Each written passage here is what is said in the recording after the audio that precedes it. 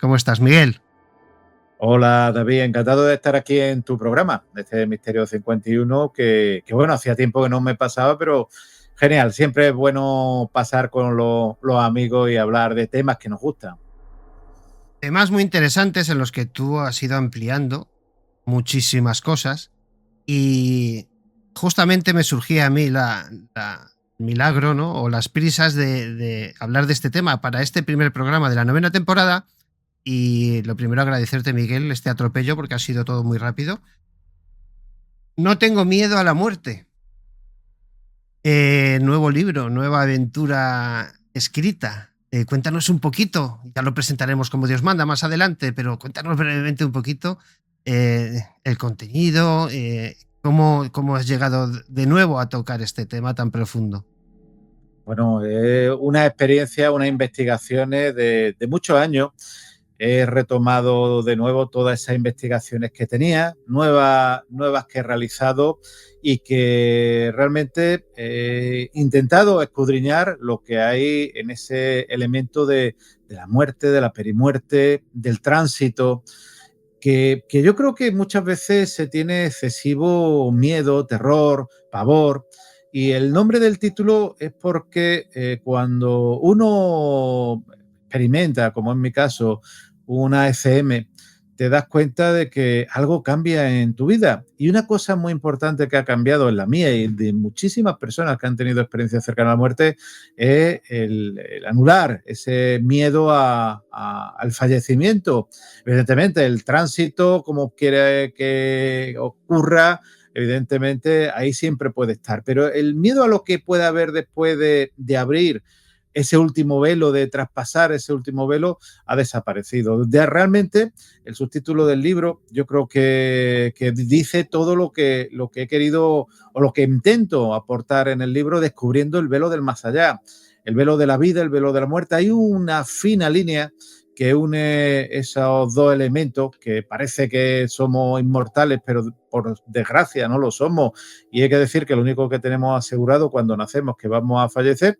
Y es parte de esas investigaciones muy innovadoras. Yo sé que va a haber, evidentemente, pues muchas personas pues que les sorprenda todo aquello que se ha investigado, cómo se ha investigado, casos novedosos, con tecnología novedosa, evidentemente, bueno, que lo que quiere aportar es ese granito de arena donde está la vida y donde está la muerte.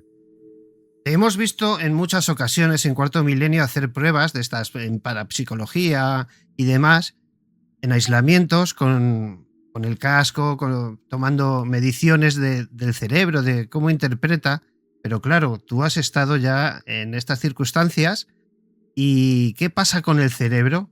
¿Qué hemos descubierto nuevo? O no sé si hemos avanzado algo lo significativamente importante en que el cerebro eh, tarda un poquito más, ahí hay unas conexiones, hay información, pero clínicamente uno está muerto.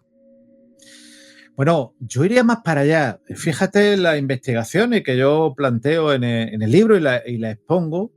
Son investigaciones de, pues, como digo, de mucho tiempo, no solamente casos de muertes clínicas, casos de CM, sino personas que han fallecido, que no tienen nada que ver con la muerte clínica. Fallecimiento es cuando ya la persona la han intentado reanimar, no la han podido reanimar y poco menos, como ocurre en las películas, le están poniendo ya la sábana y el médico certificando lo que el fallecimiento.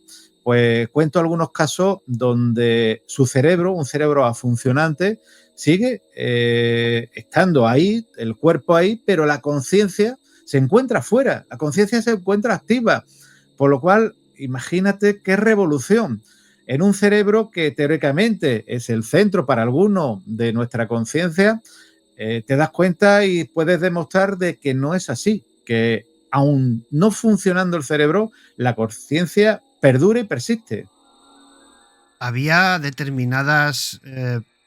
bueno, todo el mundo sabe lo de las neuronas y demás, pero se descubrió ya hace algún tiempo que hay más partes del cuerpo con algún tipo de neurona, con lo cual esa energía o ese almacén de información, como en la física y los agujeros negros, no llega a desaparecer nunca. O sea que habrá una información ahí ¿Y estamos avanzando hasta tal punto de poder descifrar ese código?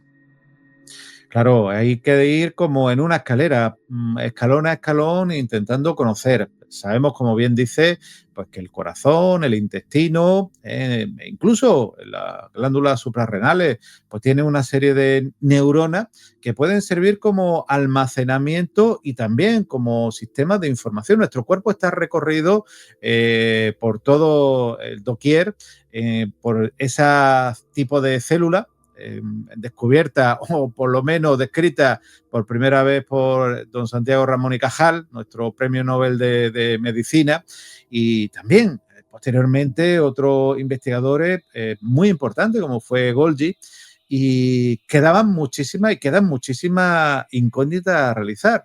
No son simples cables, no son simples elementos de información, pero aún, fíjate, en mis investigaciones, dejando de funcionar la neurona, la conciencia de la persona, y vuelvo a retomar el tema, sigue funcionando, aunque la persona, sus neuronas se hayan apagado. Sabemos que las neuronas necesitan oxígeno para nutrirse, muy importante, y que a los 4 o 5 minutos se tendrían que destruir por la falta de oxígeno. Pues demuestro que hay casos de incluso muchísimos minutos donde el cerebro, las neuronas no han recibido ese oxígeno y la persona, después de volver de ese fallecimiento, vuelven sin ningún tipo de patología, ningún síntoma, ninguna alteración neurológica. Esto lo que hace pensar es que desconocemos todavía muchas cosas de nuestro cuerpo humano, evidentemente, de la ciencia, y que debemos replantearnos y reescribir muchas veces aquello que no queremos aceptar. Y es que sabemos muy poco de la realidad del ser humano. Nuestros oyentes habrán visto en muchas películas o en algunos programas ya más avanzados documentales sobre el cerebro y todas estas cuestiones, que se supone o se suponía que había una pérdida total cuando llevas determinado tiempo sin oxigenación en el cerebro, muerte clínica, quizás daños neuronales. Has dicho que cada vez estamos aprendiendo o descubriendo que ese tiempo puede ser mucho más amplio. ¿Hasta dónde hemos podido llegar? Pues mira, el caso está recogido en artículos científicos. Estos no son leyendas urbanas de personas que se han tirado 3 días, sino que incluso hasta 180 minutos la persona ha podido estar en muerte de fallecimiento. Está recogido. Hay unos 70, 80 casos alrededor de todo el mundo que ocurren siempre en hospitales.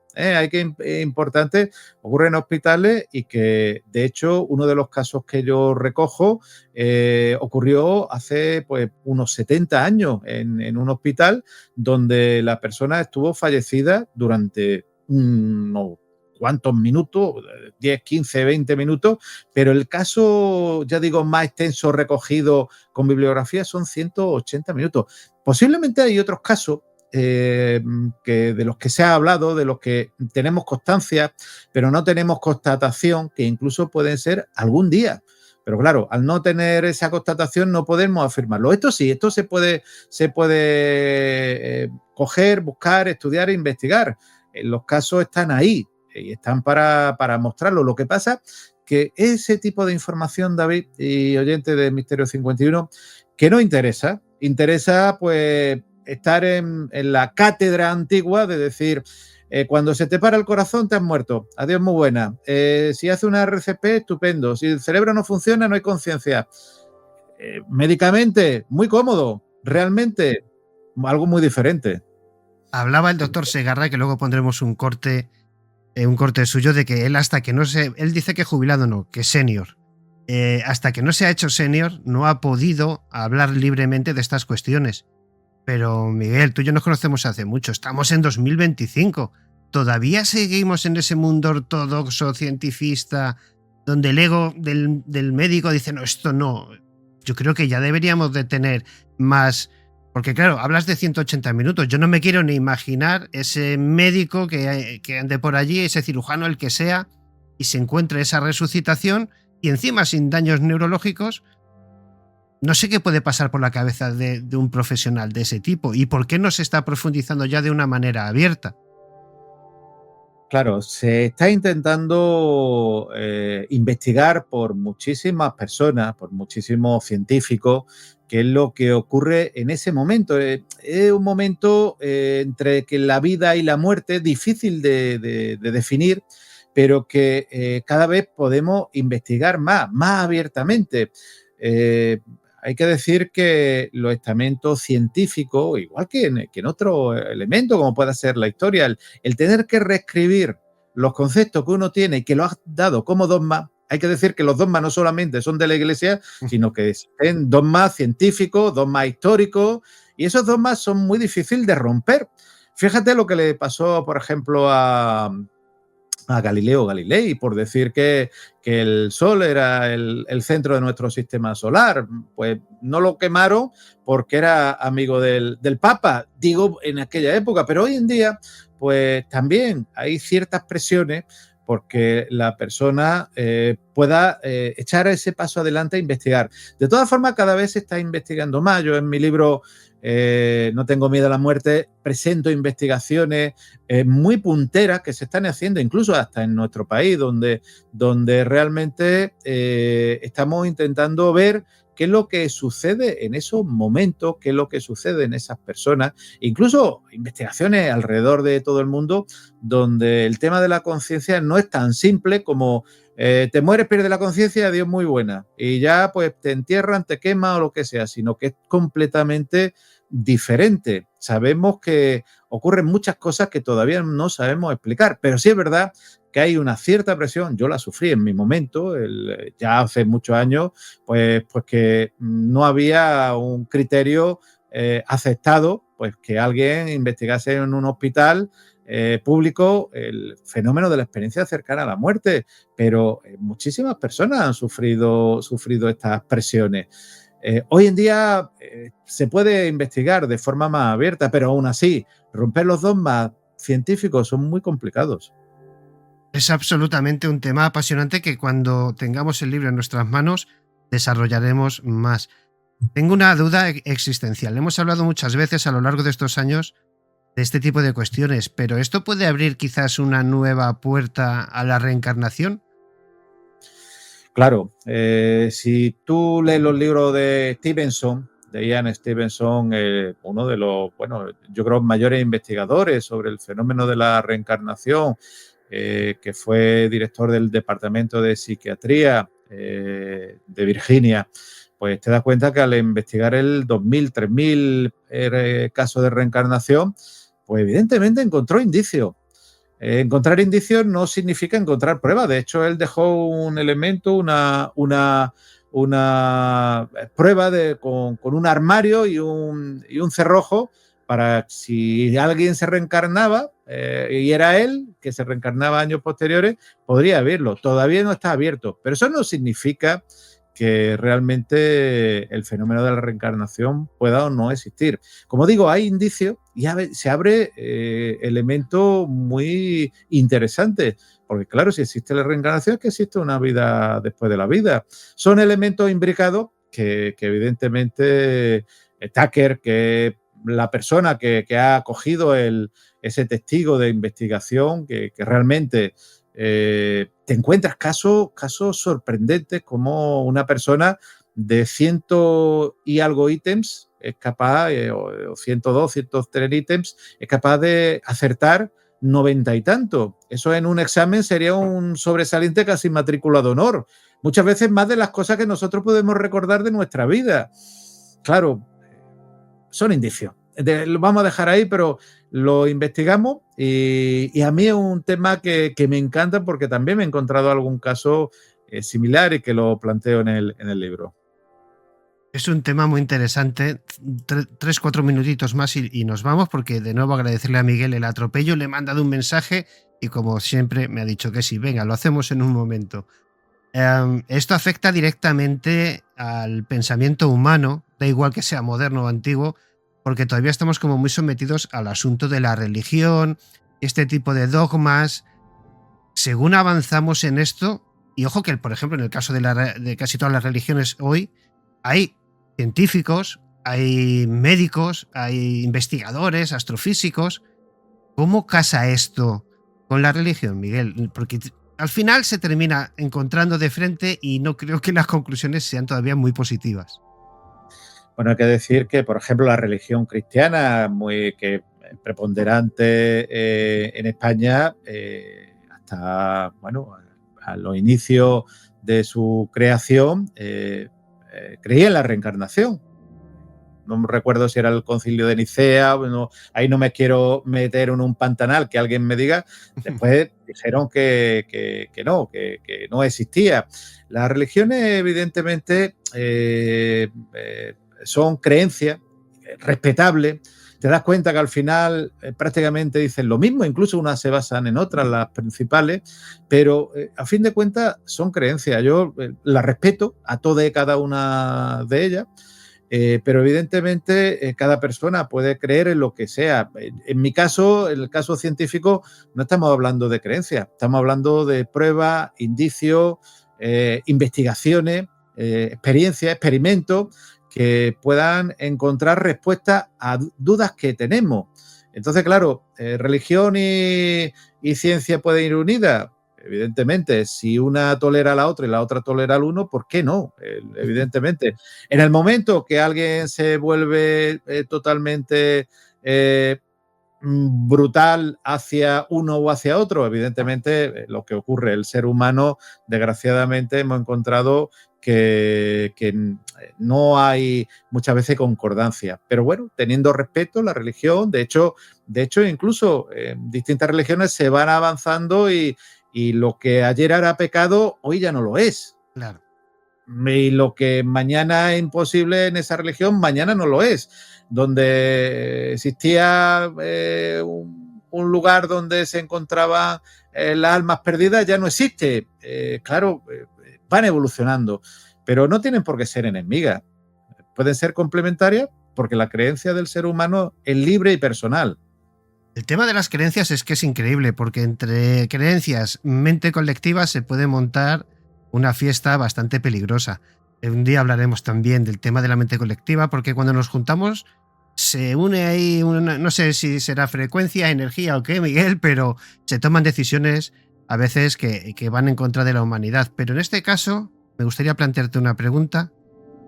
En el caso de la inteligencia artificial, que nos está llevando a unos caminos increíblemente brutales, en rapidez, en todo, en forma de traducción de textos de Mesopotamia, de textos de todo tipo.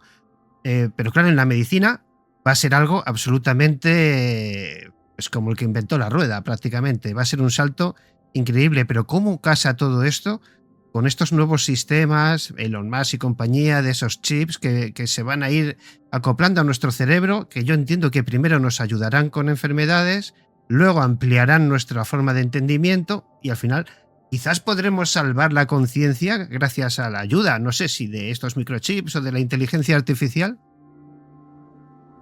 Bueno, hay que decir que evidentemente todos los elementos que salen de tecnología pueden ayudar al ser humano. Lo que pasa es que tampoco podemos, con los medios que hay hoy en día, decir que ya está todo resuelto. De hecho, hay estudios que, por ejemplo, la inteligencia artificial, en estudios sobre niños, sobre enfermedades infantiles, ha tenido un error del 87%. Entonces, claro, y son estudios, no son elucubraciones. En el tema de los diagnósticos, evidentemente puede ser un coadyuvante.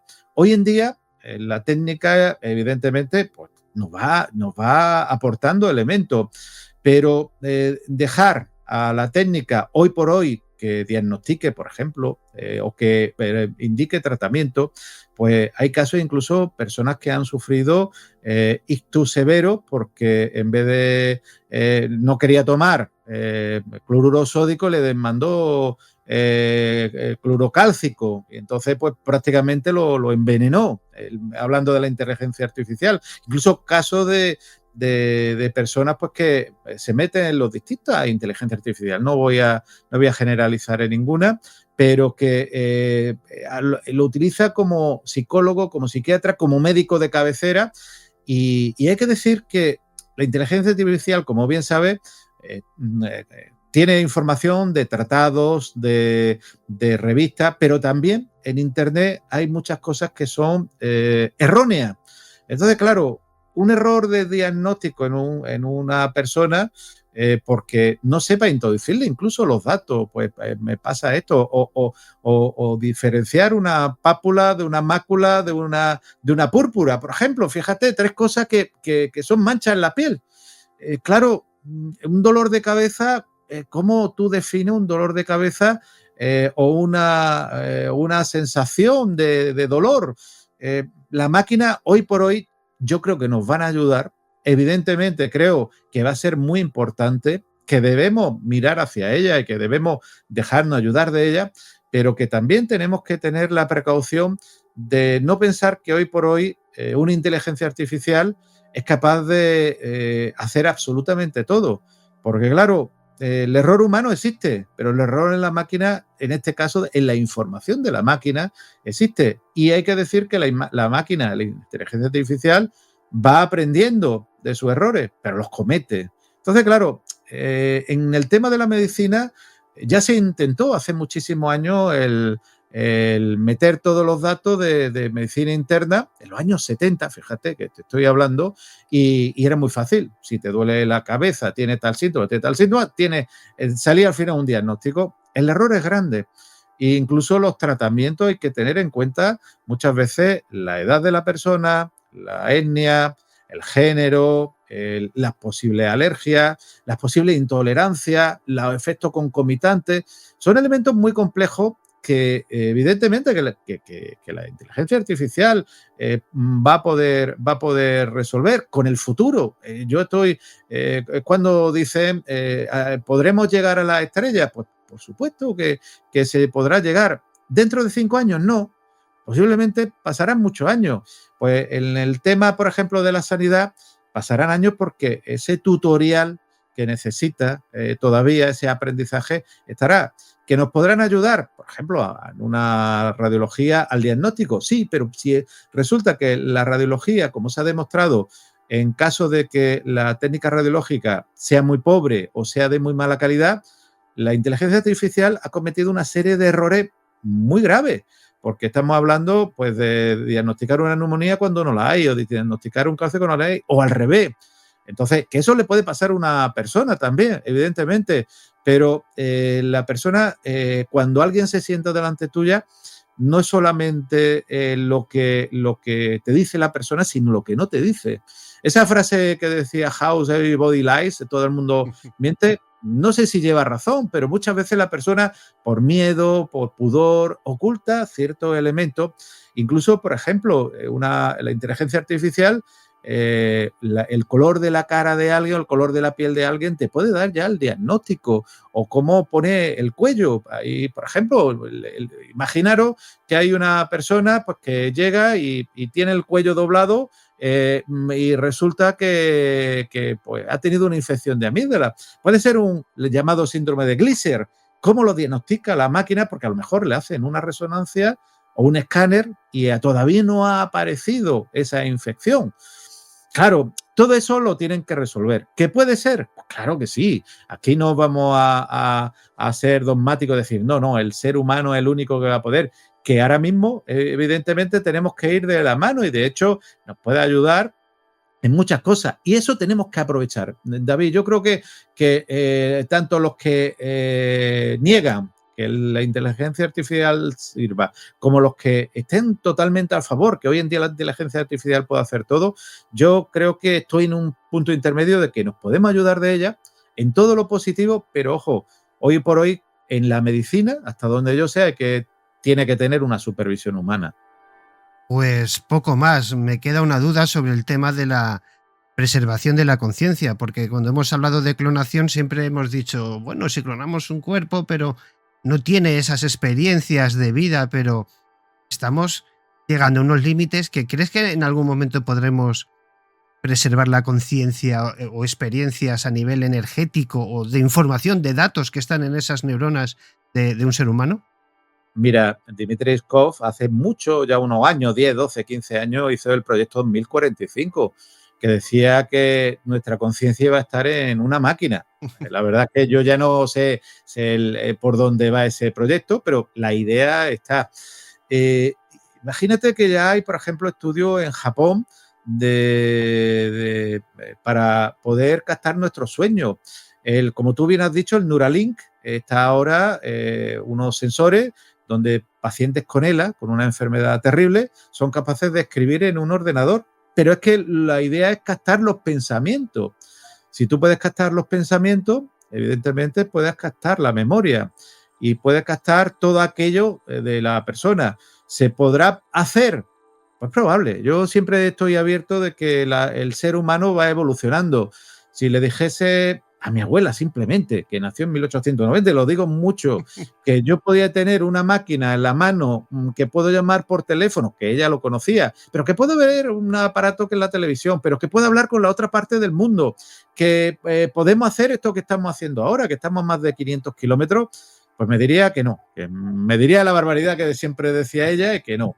Evidentemente, cuando el ser humano dijo que no, por ejemplo, Russell fue miembro del director de patentes de Estados Unidos y dijo que ya no hacía falta, en los años finales del siglo XIX, que ya no hacía falta, o por lo menos se le atribuye, que ya no hacía falta patentar nada más porque todo estaba inventado.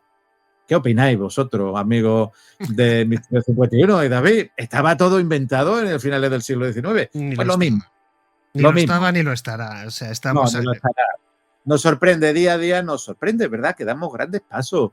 El paso de la informática, el paso de la inteligencia artificial, el paso de la electrónica con los smartphones, con los ordenadores, el paso, por ejemplo, del Neuralink, el poder tener chip. Pero es que fue el mismo paso que por ejemplo, en mi especialidad, los implantes cocleares, sí, que alguien sordo escuche, o el audífono, que ya en películas de Charles Chaplin salía alguien con un audífono que alguien que no escuche pues pudiera escuchar, cuando antiguamente era la famosa trompetilla, sí, que la persona era terrible. Fijaros que alguien tan importantísimo como Beethoven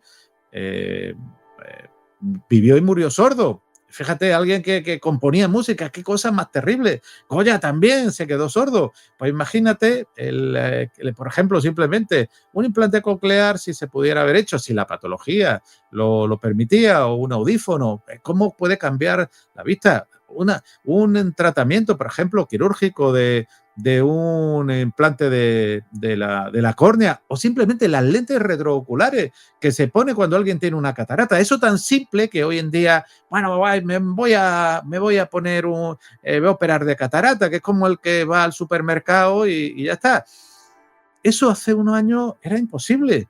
Era imposible. Hace 50 años era prácticamente una operación de riesgo. O te quedabas ciego o te morías, porque la anestesia era muy precaria. De hecho, hasta la aparición de Lister y de Semmelweis, pues muchas personas morían simplemente por una herida en la piel, porque no había asepsia. Pero claro, estamos en lo mismo. No podemos negar que vamos a ir evolucionando, David y querido amigo de Misterio 51, pero evidentemente hay que ir evolucionando por parches, por elementos que realmente sean evolución directa, porque desgraciadamente también hay muchos fakes, tú lo sabes, sí, que hay muchos fakes de, bueno, el tutti potencial, tal máquina, tal aparato o tal objeto, y me retrotraigo, por ejemplo, al agua magnetizada. Bebe usted agua magnetizada que era maravilloso, hasta que alguien dijo, es que el agua no se magnetiza. Dijo, es verdad, vale, muy bien. Tú la puedes magnetizar, pero en el momento que le quita el imán se desmagnetiza. De hecho, la resonancia funciona así. ¿Te acuerdas de aquellas jarras que compraban nuestros padres? Claro, por eso digo, claro, son esos bulos que hay, o esas pulseras que llevaban muchas personas, que se los oxidaba en la mano y que realmente pues curaba la artrosis, la artritis y absolutamente todo. Y era la mente lo que se curaba.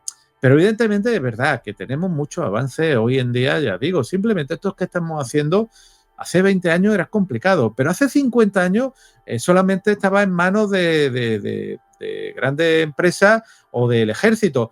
Pero hace 100 años, pues magia, no podemos vernos, como mucho oírnos. Y hace 200 años, pues peor, y hace 300 años no hubieran quemado. Pues Miguel, qué decir, que no te voy a robar más tiempo porque hablaremos. Me encanta el título del libro porque precisamente si hay algo que tienen en común estas personas que han sufrido o han padecido o han pasado por el trance de volver de ese otro lado, es que pierden el miedo a la muerte. Así que no tengo miedo a la muerte, ¿no? Ese es el tema de perder el miedo a la muerte que desgraciadamente bloquea a muchas personas en vida. Y fijaos, amigos, que es algo muy importante. El que pasa por esa transición, el ego lo pierde por completo y se entrega a los demás de una manera tan de amor puro que es algo indescriptible. Hablaremos de todo esto cuando tengamos el libro de Miguel en nuestras manos. Miguel Ángel Pertierra, ya sabes que aquí se te quiere muchísimo. Me alegro de que estés bien, que la familia esté bien y de que todo vaya pues marchando hacia adelante. Muchas gracias, maestro. Muchísimas gracias a ti, David, y a todos los oyentes de Misterio 51.